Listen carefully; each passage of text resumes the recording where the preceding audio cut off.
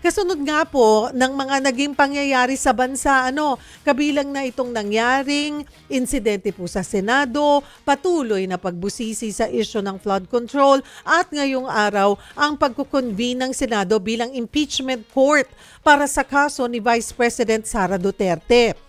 Ngayon, subukan natin itong tignan sa mas malalim at espiritual na pananaw. At paalala lamang po sa ating mga tagapanood, lalo na online, maging magalang tayo at mahinahon po sana sa pagbibigay ng ating mga opinyon. Lahat po tayo'y magrespetuhan. May kanya-kanya tayong opinyon, irespeto po natin ang isa't isa.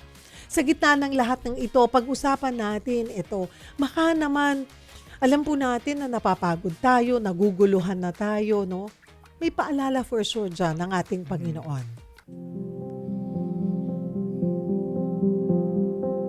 Eto na nga, Pastor Chris, pag-usapan natin, himayin natin to. Pero i-connect natin. Kasi hindi lang naman sa panahon natin ganito ang usapang politika. Marami rin po bang halimbawa sa Biblia ng pagkakahati-hati at pagkakagulo ng mga tao dahil sa pamumuno o politika? Yeah. Actually, Cheryl, sa Bible, kung makikita in Old Testament, napakadami gayang istorya. Kaya gusto ko yung isang quote ni John Maxwell, sabi niya, everything rises and falls in leadership. Kasi leadership talaga is very important.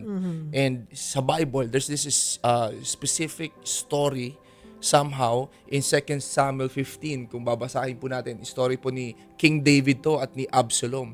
So hindi lang po ito basta family matters or family issue. So may point ito na somehow si Absalom, yung kanyang anak, sinubukan po niyang kunin yung puso ng mga tao to cause division basically. Hindi magsimpatya kay David, kundi magkakaroon ng simpati sa kanya. So in short, anong nangyari? Napakahaba po din ng mga pangyayari na yon. Nakuha niya po yung puso ng mga tao and he really caused division.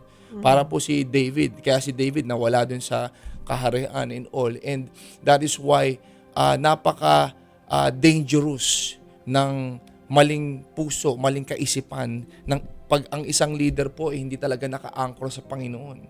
Talagang magkakaroon po talaga ng confusion, ng division, ng assumption. Lahat ng may Sean nandiyan yan. Oo.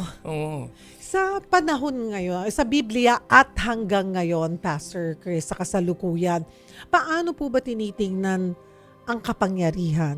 At bakit minsan ay nagiging mahirap ito pakawalan para sa ilang tao? Alam niyo, yung kapangyarihan kasi, Cheryl, sa totoo lang,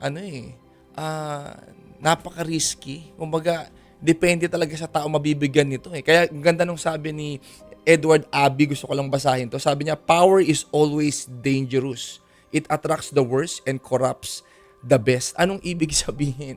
So, yung power po may risk. So, depende po sa mabibigyan nito. Kasi pwede makorrupt ito. Kahit halimbawa, mabuti ka. Pero dahil nabigyan ng kapangyarihan, hindi pa kaya ng karakter mo, pwede kang kainin ng sistema Dahil may point of control, influence, andyan dyan yung position, andyan dyan yung pera, okay, mga pinayan. So, very, very dangerous yung power. Yet, pag nagamit sa tama, okay, makaka-influence din tayo ng tama, makakapag-empower tayo ng tama. Kaya yung kapangyarihan po, maganda talaga, nagagamit natin to sa tama, Miss Cheryl. Ang hirap dahil yung ano ang mayroon doon sa may mga ilan Pastor Chris na pag nandyan na sila andun na lang yung kapit Yeah. parang ayaw na mag-let go. Natural ba yun nandoon talaga yung tendency sa isang tao? Ang tendency kasi talaga yung puso talaga yan ang tinitingnan ng Diyos Naalala nyo nung si Samuel, 'di ba, bago niya i-appoint si David, anong sabi ng Panginoon? He looks at the heart, hindi dun sa outward appearance. Kasi pwede talaga, tayo mga tao, 'di ba? Pansinin niyo, paano tayo bumoto?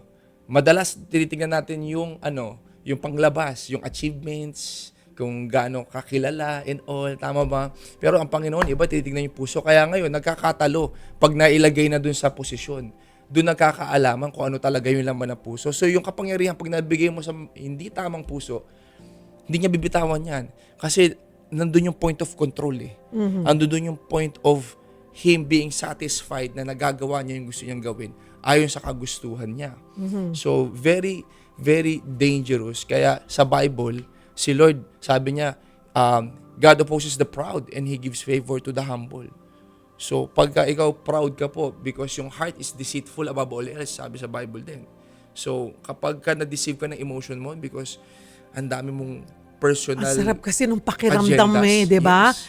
Yung, sabi nyo nga, yung power, that you're in control, Yes. yun pang, meron kang impluensya. So yung pakiramdam ng seguridad nandoon. Exactly. Parang umaabot sa punto na nakakalimot na pakiramdam nila, sila na yung Panginoon. Aha. Mhm.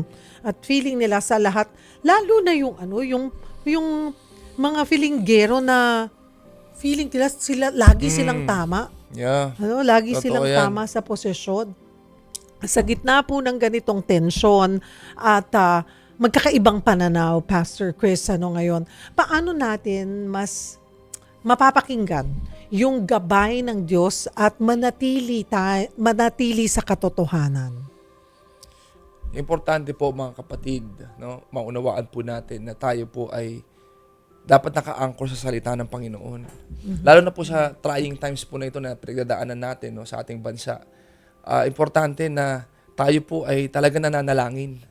Kaya maganda po kanina na banggit ni Miss Cheryl, di ba? Na tayo po ay magkaroon ng respeto sa bawat isa.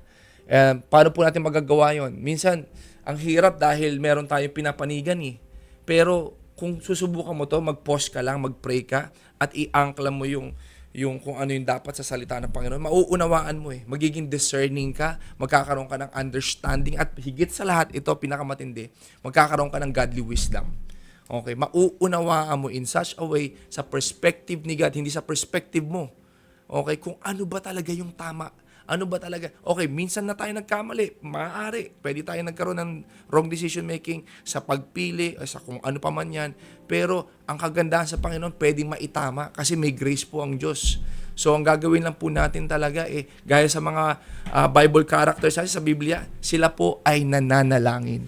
So sa time po na to, patuloy po tayo as a nation, as one heart and Filipinos po, tayo ay manalangin, Miss Cheryl.